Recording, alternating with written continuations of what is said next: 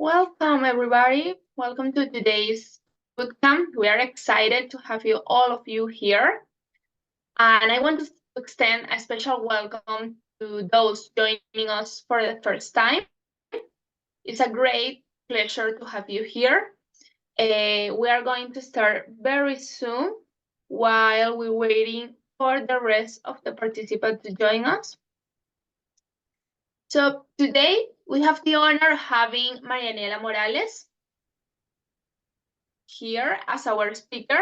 Marianella, how are you? Hi, Catherine. How are you? Can you hear me? I can hear you perfectly. Okay, great. It's just I just put my AirPods on, so. Okay, how are you, Marianella? How are you? Everything is going great. Today's a beautiful day here in Washington, D.C. The temperature is gonna be, well, I have it in centigrados, so 20 degrees, which is Okay. amazing for March. So Okay, yeah, that's a what great weather. what can be better, right? Exactly. Well, thank you so much. We are thrilled to have you here with us. We want also to remind everyone that we are live streaming on Facebook too.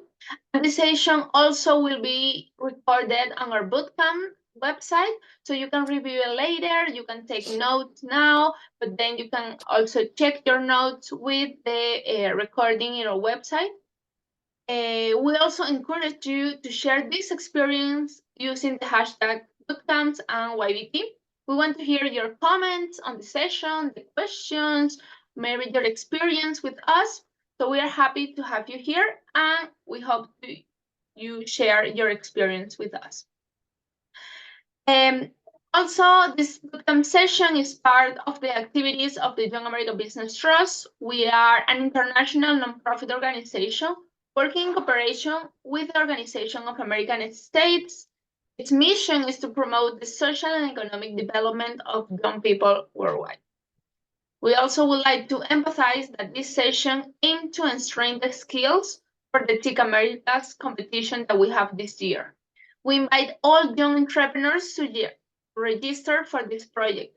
Register your project, maybe your startup, your different business that you have related to climate resilience. Because you will have the opportunity to compete for seed capital to support your ideas and projects. Also, you will be able to have mentoring, feedback, personalized feedback for each project. So it's a great opportunity for young entrepreneurs. Furthermore, we extend an invitation to organizations that are here today to become allies in this initiative. If you are interested, we urge you to reach out to us. Together, we can create a meaningful opportunity for young people, create diverse type of activities for the youth. And now, without further ado, let's learn more about Marianella. Who is Marianella, and what she will be explaining us today. First of all, Marianella is an international business consultant with more than 15 years of experience advising small and medium-sized organizations in the private and public sectors. Her specialties include business planning, organization, and management, as well as corporate and tax law. She currently is executive director of the Group of 50 Foundation based in Washington, D.C., where she is now since 2019. This private foundation aims to bring together and educate top business leaders from Latin America, Spain, and Portugal, with the purpose of fostering economic growth and social progress in the region. She also served as director of the Professional Development Program of the Inter-American Development Bank between 2015 and 2018, where she planned and organized professional and business development activities to facilitate the professional transition of the association members to the United States. She has also been an adjunct professor at the Instituto de Estudios Superiores de Administración IESA and facilitator of workshops in the areas of professional development and personal finance at the Hispanic Alliance for Career Enhancement. As we can see here, she has a wide experience related to consulting, related to business. So she today will explain us a little bit more about the project management methodology applied to development of business idea. As a reminder, the ones who want to participate in Innovation Challenge needs to deliver a business plan. And the business idea is the main base of any business project. So today, Marianella Morales will explain us a little bit more about this methodology, which will help you a lot about this development. So now, Marianella, what else can we tell you about your experience, or about the role of the business idea and the project management methodology? Well, Catherine, thank you very much for the introduction and for the invitation. I'm super happy to be here today. English is not my first language, so I might, sometimes make some mistakes and mispronunciations, but I hope you can understand everything that I want to convey to you today.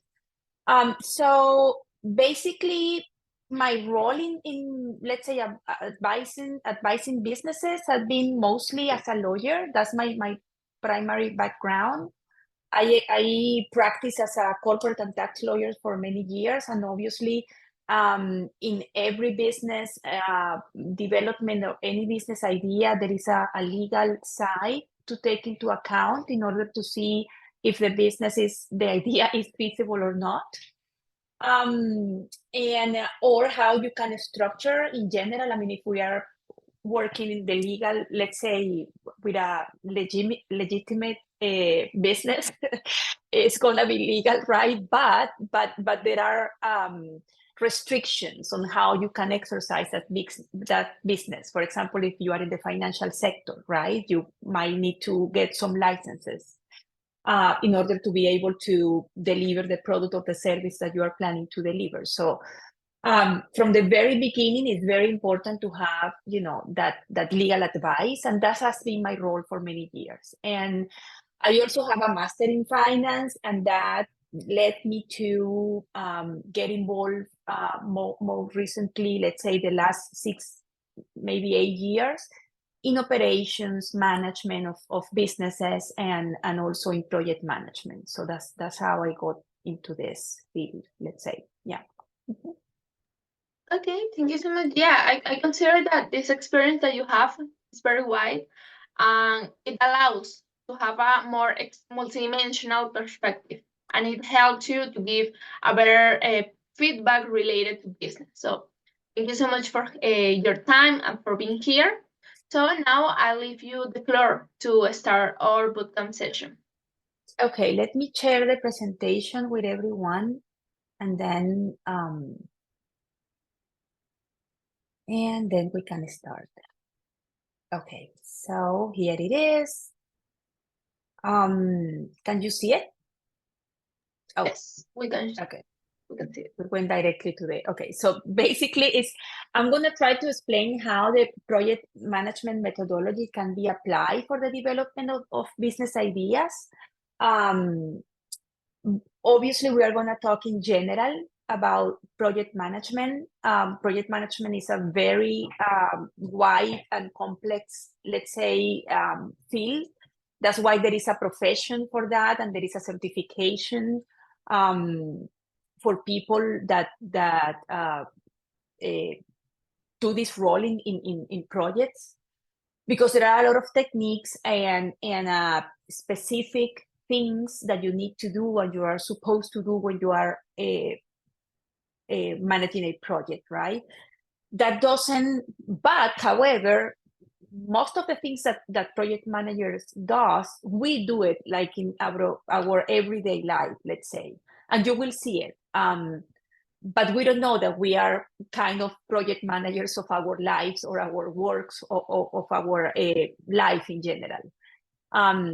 So the scope of the webinar today is not going to be, as I said, it's not going to be exhaustive of every aspect of the project management methodology, but how we can more or less apply it to developing a business idea. And I'm going to explain later more about this.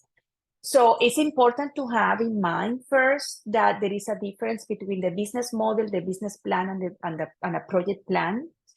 The business model is like the masterpiece document that you make when you have an idea that you want to develop. And I'm sure that some of you already have discussed or participated in some of the boot camps about how to prepare a business model. Is the famous Canvas model, right? That has these 9 elements of what is your client sector, what is your proposal, your value proposal, the idea, the good or the service that you're gonna present.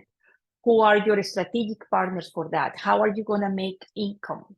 All of those strategic and very general but important big things, you are going to put it in the business model. Then you have the business plan, which is more, let's say, detailed in the sense of how are you going to implement that business model? How you make that idea happen in the real world?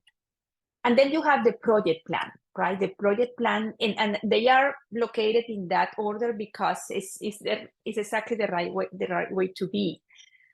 You can have a project plan without a business model, in the sense that project plans apply to any task, any activity, any objective that you have within a company, for the company itself or for your client. If you are, for example, delivering services to to clients, okay? But if you want to use a project plan methodology to develop your business idea, what you do actually is that a business idea itself is a project, but it's a huge project. So you need to, let's say, divide that huge thing into small objectives in order to make, as I said, the idea possible.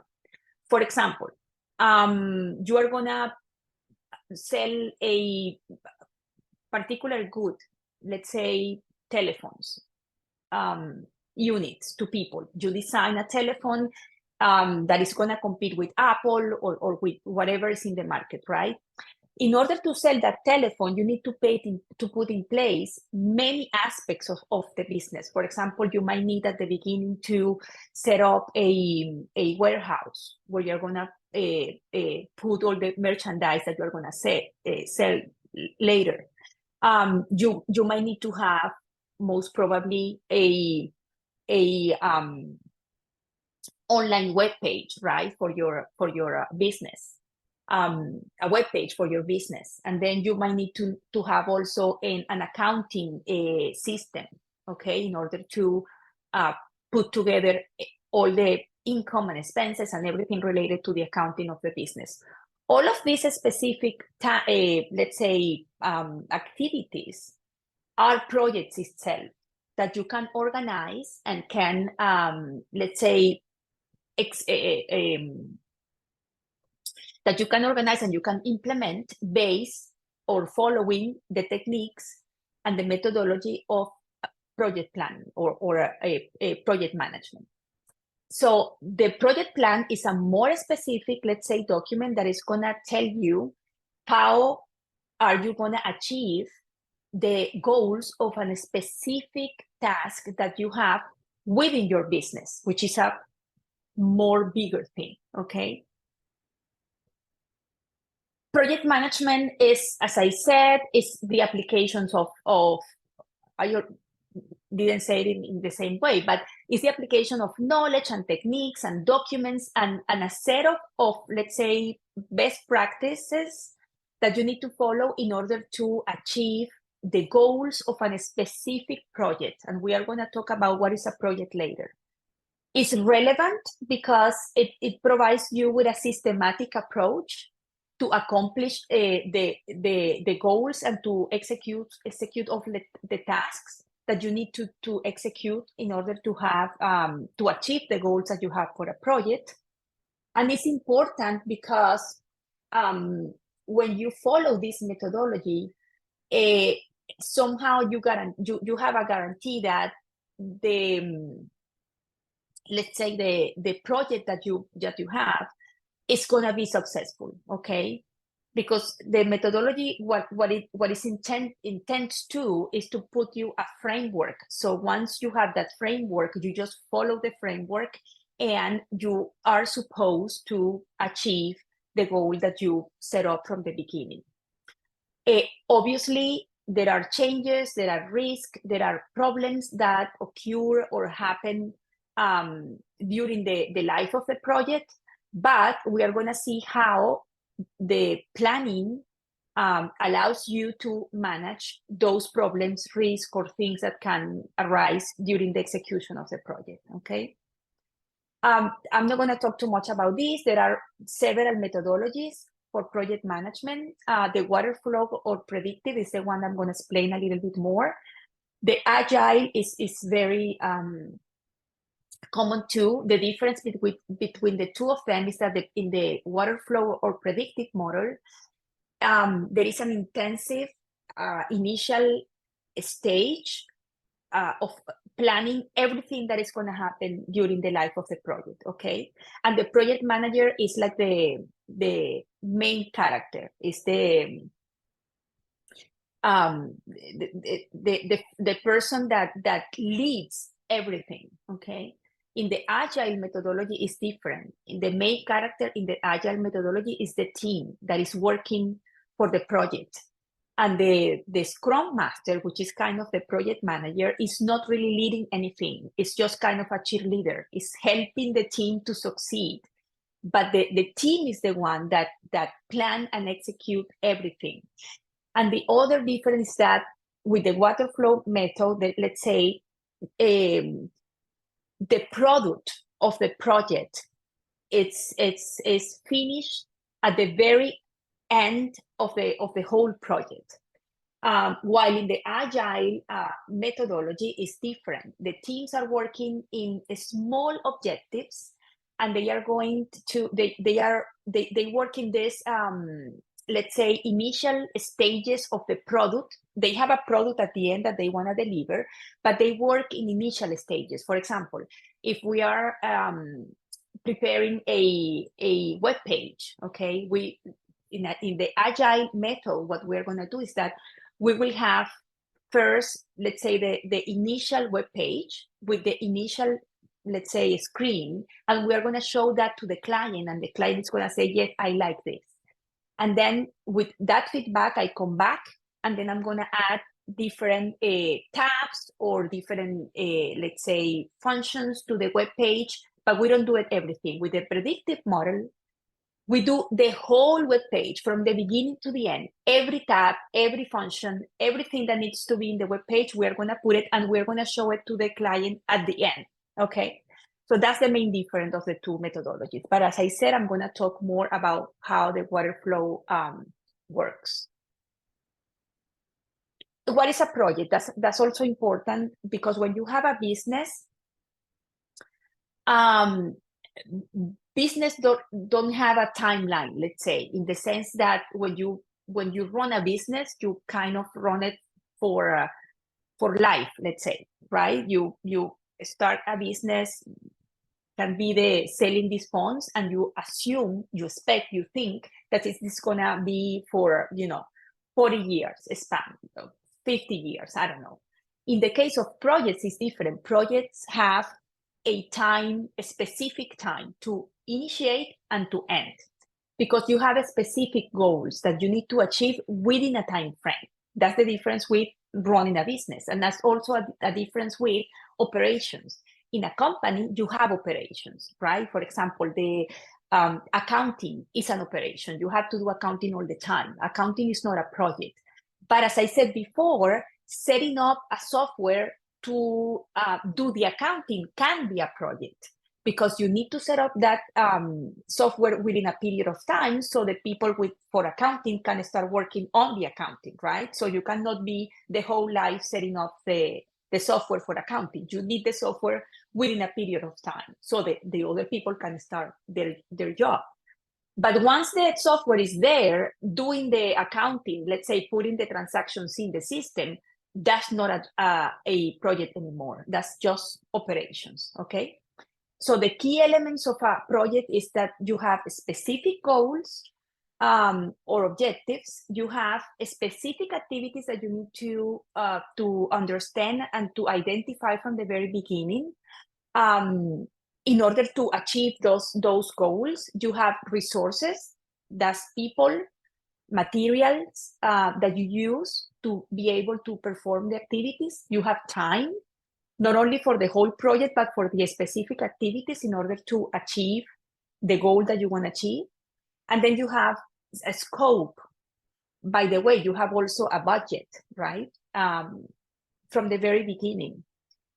And you have a scope in the sense that you know exactly from the beginning what you want to achieve and what you don't want to achieve. I'm mixing this.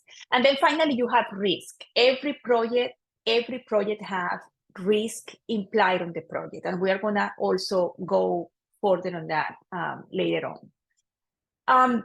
This is the example that I'm going to try to stick to, a tech conference that I want to organize from May 20 to 22 in Chicago. I'm going to try to all my examples to refer to this TED conference, and that's why I put it there. So the first stage in project management is what we call initiation. And it's a very important stage because this is what is going to allow your project to be approved or not for execution, okay? So the first thing is to identify the stakeholders. The stakeholders are the people that are influenced or that have influence on the project. That can be the client. For example, in the case of this conference, let's say that the company that is the tech company that ordered me or asked me to organize the conference is the client, right? Then you have the team. The team that is the people that is going to work on the organization of the conference. Then you have within the company that is the client, you can have people that are important that you need to identify from the very beginning, right? Who is gonna, for example, work on the content of this conference? Is it gonna be me? Because if it's me, the one that are organizing the logistics is one thing. But if it's gonna be the company or the client, then I need to know to speak with that person.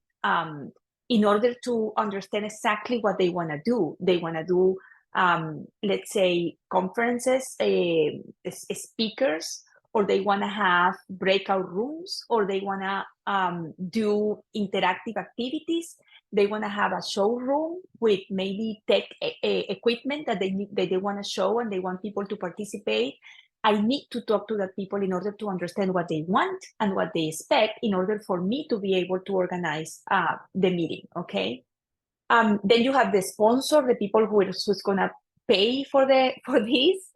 You might have the community, for example, in a public project, the construction of I don't know, recently we have nearby where I live, my neighborhood, there was this store. They wanted to install a vaping store nearby, and the community, organized and send letters and everything. And at the end, they couldn't rent the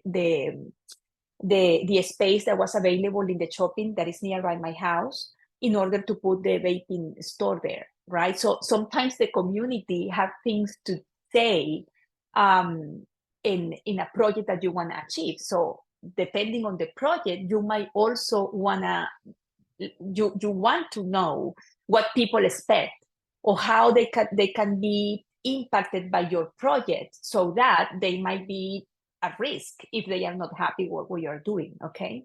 So you need to identify all this from the beginning. And that's very important also because depending on the influence that these people have on your project, you might need to design a communication strategy, with these people, okay? Not only to get information not only to get information from them, but also to give reports, to explain what's going on, to identify the need to communicate with them or often or not. So it's super important. Then the objectives is like the main thing also. What do you want to achieve with this project? What are the main goals? And sometimes there are, other goals that could change at the end, but you need to identify them from the beginning to see if you can achieve them or not. For example, with the conference, the client can tell me, well, I want to edit a book that is going to contain all the conferences and all the information that we shared during the conference. We want to do a book at the end. So it's very important to identify that at the beginning, because I might tell them, I'm not able to deliver that. I cannot make the book. You have to hire someone else for the book, okay? I'm just gonna organize the logistic of the meeting itself. Or I might say, yes, I can deliver that. So that's another objective of my service, let's say, of the services that I'm gonna render for this client. And then you have it's super important, as I said, the clear setting of the goals from the very beginning. And obviously the client and the team, but mainly the client is the people who is going to help you to identify those goals, okay? And then you have to do kind of a feasibility assessment of the project, in the sense of, any legal restrictions that you might have, any operational things, restrictions that you might have, economic limitations, for example. Money is a huge limitation. This conference, for example, my client tells me I can only spend $1,000, $100,000. Then I have a clear marching order there. If I know from the beginning, because of my experience, that it's impossible for me to organize this conference for that amount of money, then I have to say I cannot do it, or I could do it with these conditions. And then we decide in that moment, okay, let's go or not. Then it comes the planning stage, which is, it seems to be very long, but obviously it's going to depend on each project. Those goals or those objectives that you identify at the beginning, now you're going to, let's say, put them in this SMART format, which is basically a specific, measurable, achievable, relevant, and timeframe goals. In a real life, let's say, example, it's not the same to say that I'm going to read 12 books, that's saying that I'm going to read 12 books in 1 year. If you say that, then you have a clear, let's say, goal, but also you will be able to see, well, 12 books, how many pages each book? Because I cannot read more than 30 pages a day, for example. So then you will know what kind of book you can read in order to achieve the goal of reading 12 books in 1 year. So that's why it's so important to be very specific on those aspects of the goal. Then included in the project, and what is not included in the project. For example, as I said before, if I'm not able if I'm not a publisher, I'm not a person that, my company, we don't render the services of putting together a book, I have to say it in advance. I have to say this is not included. And this is super important, because at the very end, when I deliver the product to the client, if I didn't say it from the beginning, then the client is going to tell me, what is the book? Why you didn't do the book? I said, and then I would say, no, but the book was not included. But we spoke about the book in the first meeting. That's what the client will say. I said, but we never put it in writing, right? So somehow the client thought that I was going to do the book. I knew that I couldn't do the book, but I didn't put it in the scope of the project. So it's super important to leave all things, to list all the activities that you are going to, that you have to do in order to achieve the goals that you have, okay? So not only the big activities, but the small activities that are within each activity. For example, for the conference, I need to find first the places, the venues. Where is this conference going to be? But then, since I have 3 days, I might need to find not only one venue, I might need to find different venues. If, for example, I already discussed with the client that we want to do 1 or 2 events outside of the main hotel, for example, okay? So it's not only about finding the venue, but then I have to find a venue within certain, let's say, conditions. In what sense? Well, we expect 150 people attendance. So I have to find venues that comply with that condition, right? So also, for example, for this same conference, I need to rent some furniture, for example, because one of the venues that I found, I need to put the let's say the furnitures. But as it's important also in this this work breakdown structure that activities are listed in order, because it would not make sense for me to rent the furniture if I haven't decided what is going to be the venue for that specific event. So listing all the activities allows you to know exactly what you're going to do and who is going to do it. And then come for the resources part. What do you need and who do you need to execute all those activities? It's very important to think about the resources, because, for example, if you have in your team someone that is super important, it's like a key person for delivering the service, but that person is a woman and is 6 months pregnant, right? And the project is gonna take 8 months. So you know that in 3 months that person is not gonna be, right? So you have to plan in advance for someone who is gonna take the role of that person, okay? Because when she delivers the baby, she's not gonna be able to be there for maybe a month, okay? So you have to plan for that in advance. You cannot leave that, to well, we will see when the time comes. No. Thinking in all the people that have the capabilities, the specific knowledge that you need to implement the activities for that project. And also the materials, right? You might need a printer, you might need a office space, you might need online connection in order to be able to, for example, communicate remotely, because the team is not everyone is in the same room. So you need to guarantee that all those things are in place in order for you to be able to complete the tasks that you have. And then obviously the budget. You need to estimate the cost of all the activities that you are going to perform in order to add them up and then know how much your project is going to cost. And the recommendation is always for people in terms of time and for budget to estimate a caution, okay?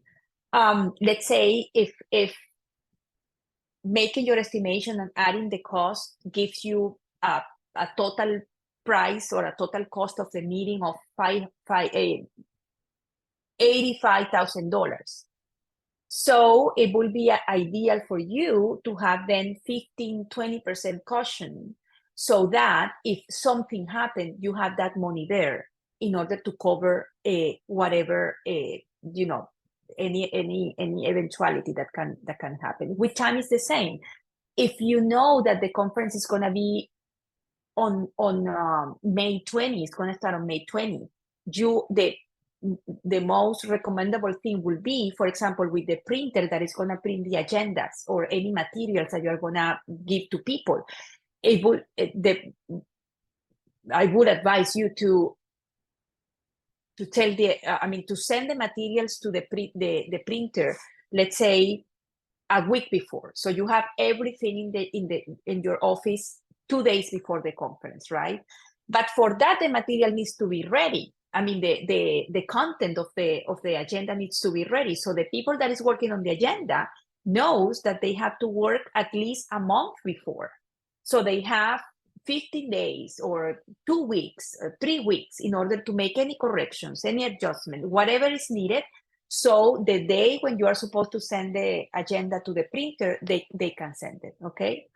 The schedule is basically, again, is the list of activities in the sequential order, and also with the duration of each activity, okay? And important milestones. The milestones are, let's say, specific goals that you achieve within a project that let you know in what stage you are, if you are, and also allows you to monitor the progress of the execution of the project. It's super important for the execution part. And finally, risk. When we talk about risk, people sometimes think about being pessimist, which is not. It's just being prepared in case of problems, in case of things that can happen all the time. And if you are not prepared for that, then your project might fail, right? Your project might not reach to the successful ending that you want. So it's super important to think in advance. What are those risks? It's external or internal. For example, the woman that is pregnant and is essential for the project, it's not even a risk. That's a reality. That's going to happen. So it will be not really wise from you not to plan for that. Okay, to have someone that is going to replace that person within the time that she's going to be away.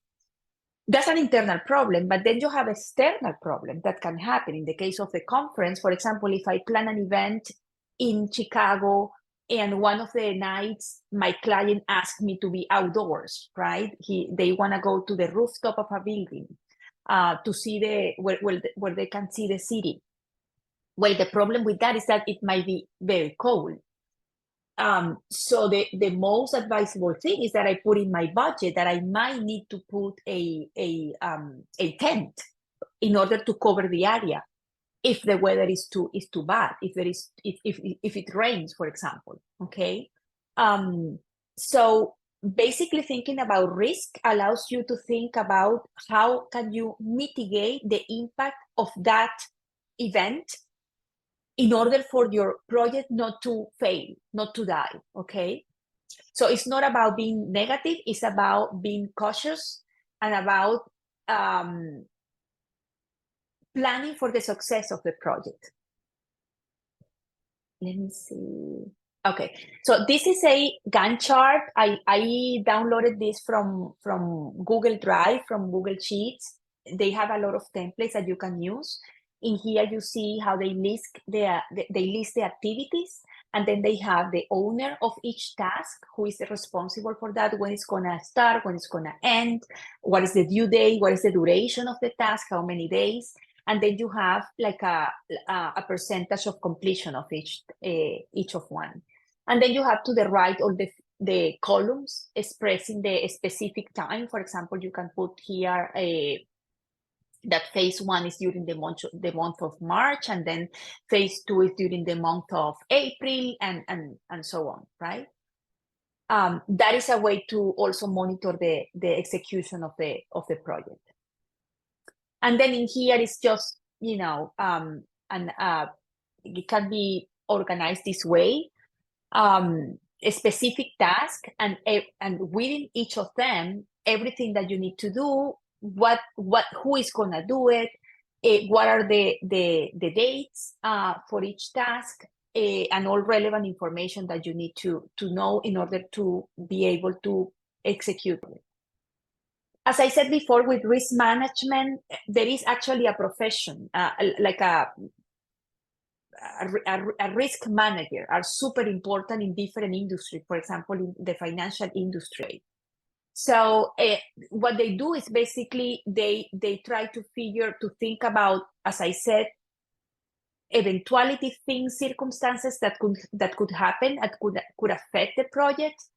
And you have to think about them in two terms. First, the likelihood of those things to happen. For example, an earthquake. Well, you cannot predict that, let's say, but it could happen, right? And obviously you will not, let's say, you will organize the conference and you will hold the conference anyway. You will not stop the conference because an earthquake could happen. But as a lawyer, the minimum thing that I could do is to, in every contract that I sign, for example, with the hotels, with the venues, I could say that if an earthquake happened, then it's not my fault that the event cannot happen. The event has to be, suspended, and then I can get my money back. Let's say whatever I pay in advance, I can get it back because it's not my fault, and it's not their fault either. Let's say from the venue.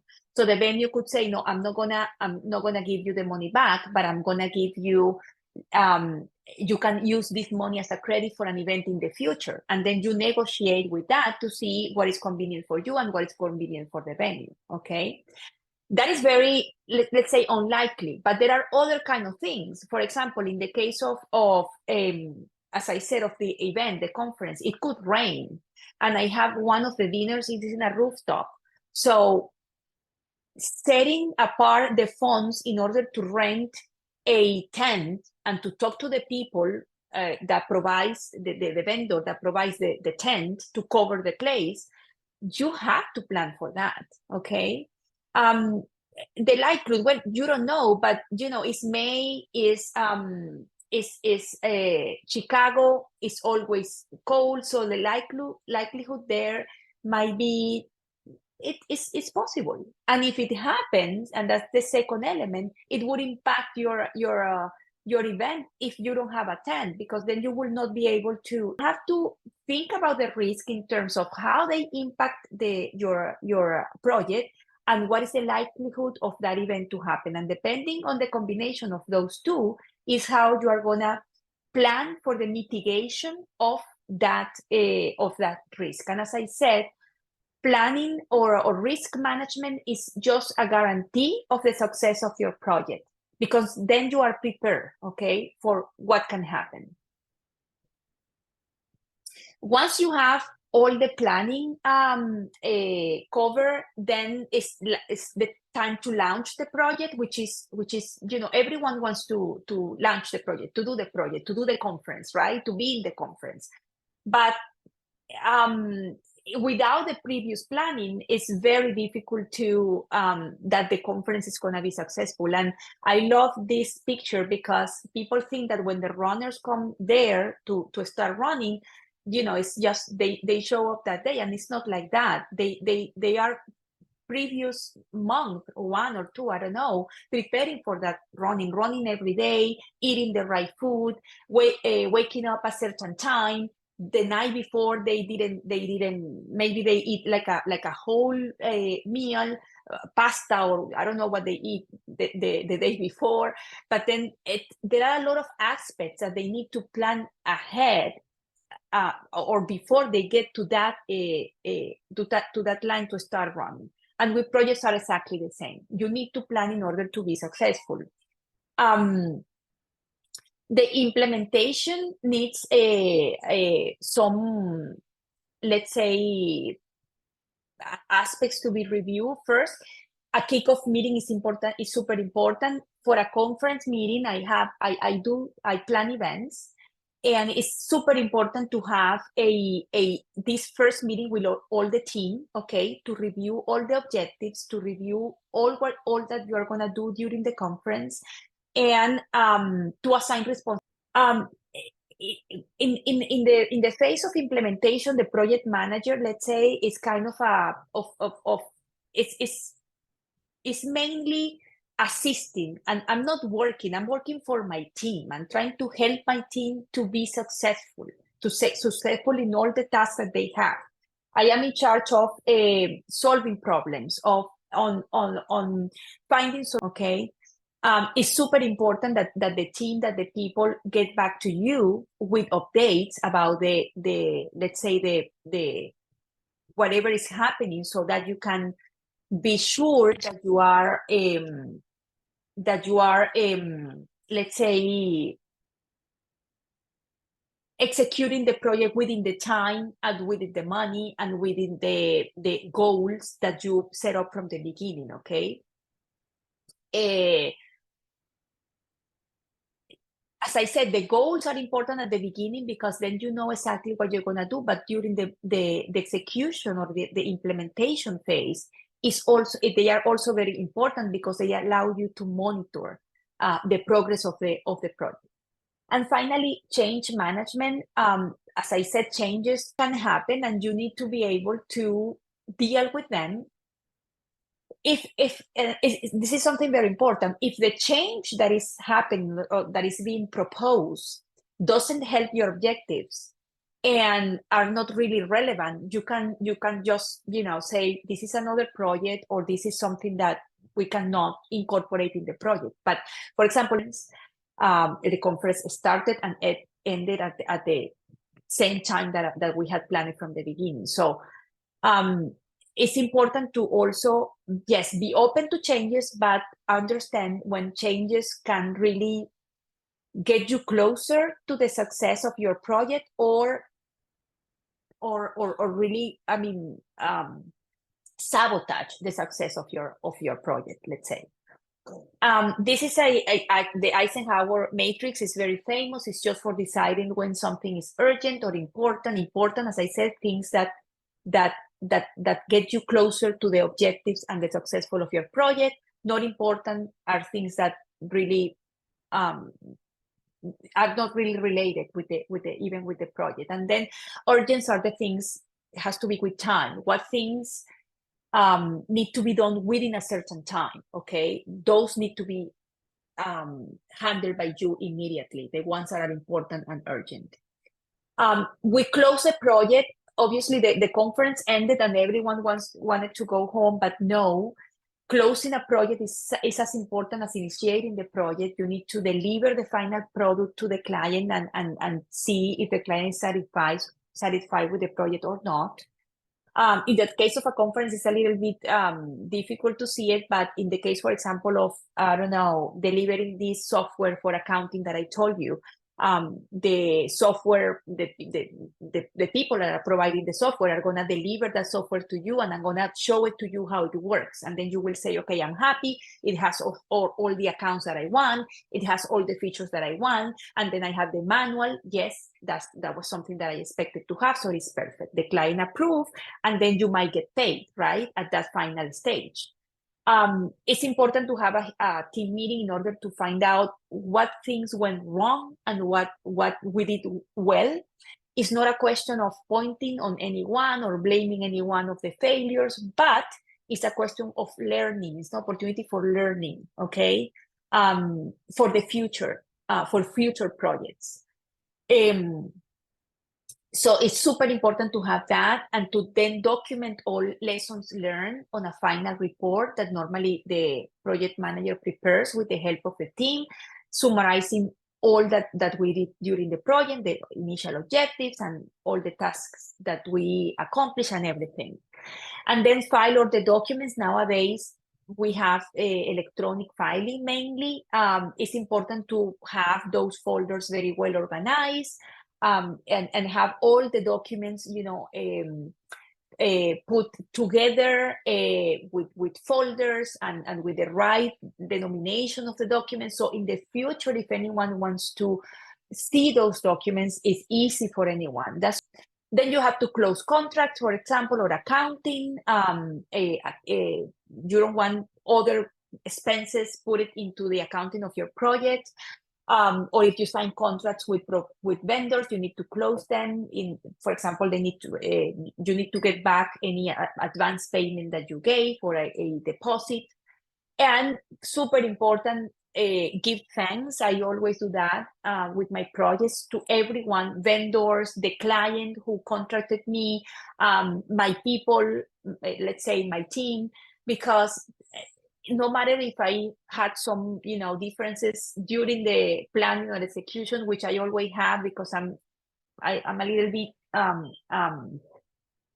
pushy sometimes. I want things to be done. So and I want things to be done in my way. So, you know, if you have any inconvenience within the execution of the project, it's important to, at the end, recognize the work and the effort that people put into doing the things. Finally, communication is key for the success of any project, and it's very important to from the beginning establish the let's say, how often are you going to communicate with the team, what are the means that you're going to use to communicate with the team. Be open to listen to your team, and to see, you know, to try to solve problems, but taking into account the perspectives of everyone involved in whatever happens.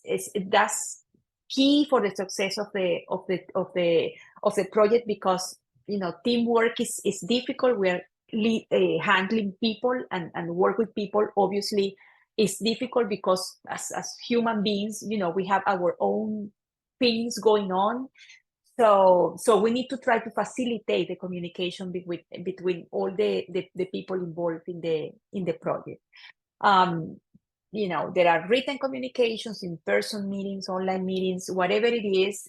Try always to be assertive, to have clear, let's say, expectations and clear goals for each meeting, and write the results of the meeting and share the results and responsibilities of the meeting with the people that is involved in there. These are project management tools. I already mentioned you Trello, which is the one that I mostly use. They have a free, let's say, versions, but you can also pay for more advanced ones, but the frees are perfect. I use them all the time. And these are ways to also facilitate communication, not only the Trello, because in the Trello you can see all the activities and all the responsibles and all the times. So that facilitates the communication between the team. But also these collaborative tools, for example, Google Drive is excellent to, let's say, to work documents at the same time, and to people to access to the documents also online. But it's important, obviously, to organize the documents, to have criteria to organize the documents so everybody can have access and make use of them. And the conclusions, I think, are let's say, easy. Clear goals are super important to prevent conflicts and to make sure that your projects are successful. Planning sounds like exhausting, but it's super important, because that is gonna allows the project to be executed easily. Knowing the people that works with you, that is key in order for you to know how you have to address them, what is the need for them to have information, and obviously to know the objects and what they expect from the project, right? It's important to anticipate risk and to plan for them, what happened, what you're gonna do if things happen. The monitoring and control phase of a project is the definition of objectives and scope. If you don't have that, it's very difficult to monitor and to know if you are doing the right task or the right job or not. The same, you have to think about what you did, how you did it. Did you achieve the goals that you had? You didn't achieve it. Why you didn't achieve those goals? What you can do better or different in the future in order to achieve the goals. And finally, do not lose the adaptability and the flexibility, because changes can happen, always happens, and you need to be, you know, open to that. Despite the fact that planning seems to be very, very strict and very, you know, unbreakable, but no, the fact is that changes are gonna present, and you need to be able to manage them. And that's it. Luck is what happens when preparation meets opportunity, and it's what you see in there. Luck doesn't really exist. Luck happens to people that are prepared for the things when the things come. If you are not prepared, it's difficult to be lucky. And that's it. Thank you. I'm sorry for I went ahead of the time again. Okay. Hi, Marianella. Thank you. Thank you so much for this for this excellent bootcamp. As I told you in the Spanish session, well, this is a great topic. I imagine that you need a lot of time to explain in details the different steps that this methodology needs.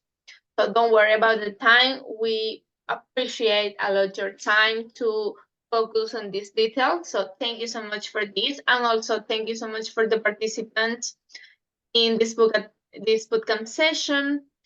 I also would like to recap just three things. Well, I take to home a lot of insights, but I think that one of them is that the planning risk is key. Also, that set smart goals will allow us to measure better our development at a business. And also, there are software that can help us to handle tasks like Trello. Personally, the last session in Spanish that you let us know about this tool, Trello. I started to use it. I'm not an expert yet. I have a lot to read to understand it, but I think it's a very helpful tool to help us. So, what do you think, Marianella? Do you think there is another key lesson that we have to always remember and keep in mind? Yeah, I mean, in the case of the people that are here, if they are in this phase of let's say starting their businesses and they haven't even started to operate because they are thinking of what they are going to do and how they're going to do it, it's important to keep in mind these concepts that I have briefly told you about being organized. That is key for success. Taking notes and having a record of what you are doing when you are doing it. For example, if you are looking for let's say for investors for your project, right? You should have and you don't need even a tool like Trello for that, but you can have just like an Excel sheet, right? With the name of the people, with the day when you contacted that person, with the phone and the email, and then with a key, let's say something that was mentioned in that conversation that can lead you to a follow-up email later, or maybe that person recommended you a book or another person, another institution. You should have that written. And that is the way for you to monitor, right, that you are reaching the correct people, that you are not gonna, maybe you write someone and then your partner goes and write that same person without knowing that you did it. So it's super important to keep records, to keep the information and accessible to all the team in order for everyone to know, what are you doing? How can I help you? Maybe someone sees in that spreadsheet that you have the name of this person and the company and says, oh my gosh, my sister works with someone whose spouse works in that company. Let's see if she can connect us with this person, for example. So it's super important to have that, to sharing information. Communication is key. An organization, but communication also. An organization makes easier to communicate, okay? Because you cannot have meetings every day, right? With all the partners to tell everyone whatever you are doing. So if you have these tools to share information, that's a way to communicate and to facilitate the communication. That's totally true. I think communication is key, not only in personal matters, in company is necessary. Teamwork is key. You don't do a successful project without communication within your team. So thank you so much for this. Now let's open the floor for any question that you might have. You can do it in your chat, or maybe you can raise your hand. But while we wait for your audience question, I would like to ask you, for example, I understand that planning is a key factor, but sometimes last minute change happens. How we can handle this situation, trying to also follow this methodology that allows planning? Well, in the planning stage, actually, one of the things that project managers does, particularly in super big projects, is to understand how are you gonna handle changes. Okay, for example, as I said, there are changes that are relevant and that you need to implement. But you need to know, for example, who is going to approve that change. Okay, the way to handle them is first in advance. You need to understand how you would handle them, in the sense of, are they relevant for the project? Okay, who is going to make the decision? How the change affect the time and the budget that you have and the scope that you have? Okay, and if because it can maybe affect the scope, but it doesn't affect the time and the cost, so you might be able to put it. The projects are like a triangle. Okay, so you have the scope, and you have the money and the time, and it's like a balance between them. So the triangle can go that way, or the triangle can go, one of the sides of the triangle can go up, but at the end it has to be a balance between the three of the things. It's a great perspective to say it. I think that is trying to translate these ideas or these needs into a triangle and having this balance, I think, is an effective manner to see the different risks that we are having. Also, regarding risks, we have here a questions. What lessons can you share to youth and young entrepreneurs about the risk management in a startup? I think that risk management in particularly is something that definitely they can use as a tool in the development of a business idea. And actually, in the development of the business model, I think they definitely have to think a little bit about that. And prepare for that. I think it's super important for them in order to see if they can advance with the project or not, or with the. Thank you. I think that is true. It's depending of the risk that you're going to evaluate your business and front this risk or have to make changes. It's super interesting because you can say, some people say no, but many people are successful without thinking that much, and you should not overthink. You should not, because sometimes overthinking then don't allow you to act. Okay, that's truth. But you have to also ask yourself, how many businesses or how many people are successful just by going? There are not that many examples. I mean, if you look into the sports, I don't know, the sport players, they have a lot of work that they put into get to the place where they are. It's not like one day they woke up and they became like the best football player in the world. That doesn't happen. No, I completely share this thought, because planning is key for any activity.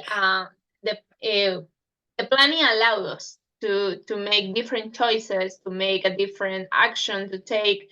So I consider that planning is key. Even if you are a genius, you need some planning, even though. So I consider that's basic. Well, lastly, I have one last question. You tell us that the water flow and agile methodologies should be chosen depending on the project. Do you think that the size of the business is something that can determine which methodology choose?